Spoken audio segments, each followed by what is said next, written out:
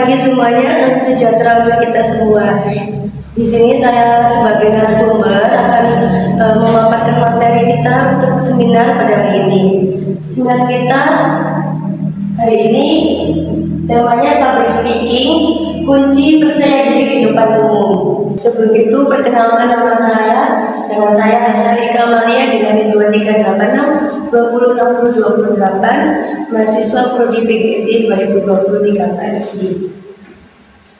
Yang pertama di sini ada pengertian public speaking. Apa sih public speaking itu? Menurut Stephen P. Lucas, public speaking merupakan kemampuan berbicara di depan umum untuk menyampaikan ide, gagasan, atau informasi secara jelas dan efektif. Kemampuan ini juga mencakup kepercayaan diri serta cara berinteraksi dengan audiens. Jadi maksudnya public speaking itu bukan cuma sekedar berani ngomong di depan banyak orang, tetapi juga bagaimana kita bisa menyampaikan apa yang kita pikirkan dengan jelas. Selain itu, kita juga perlu percaya diri dan bisa berinteraksi dengan audiens supaya mereka paham dengan apa yang kita sampaikan. Selanjutnya, ada tujuan dari public speaking.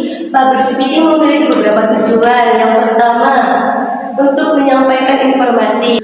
Misalnya saat kita melakukan presentasi tugas atau menjelaskan suatu materi ke orang lain.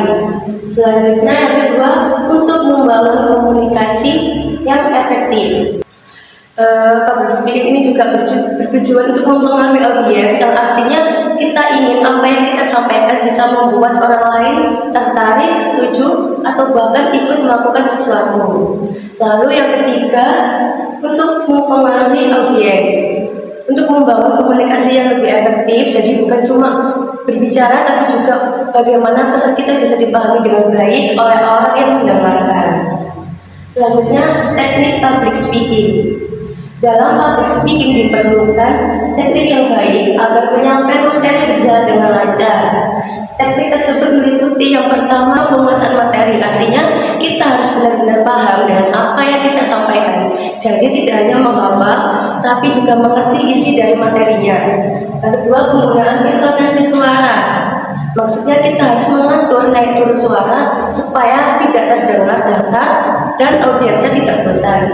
Selanjutnya ada bahasa tubuh, yaitu bagaimana gerakan tubuh, ekspresi wajah, dan tekstur kita saat berbicara supaya terlihat lebih percaya diri dan menarik. Yang keempat ada kontak mata dengan audiens. Artinya perlu melihat ke arah audiens saat berbicara supaya terkesan lebih yakin dan bisa membangun hubungan dengan mereka. Selanjutnya ada hambatan dalam public speaking.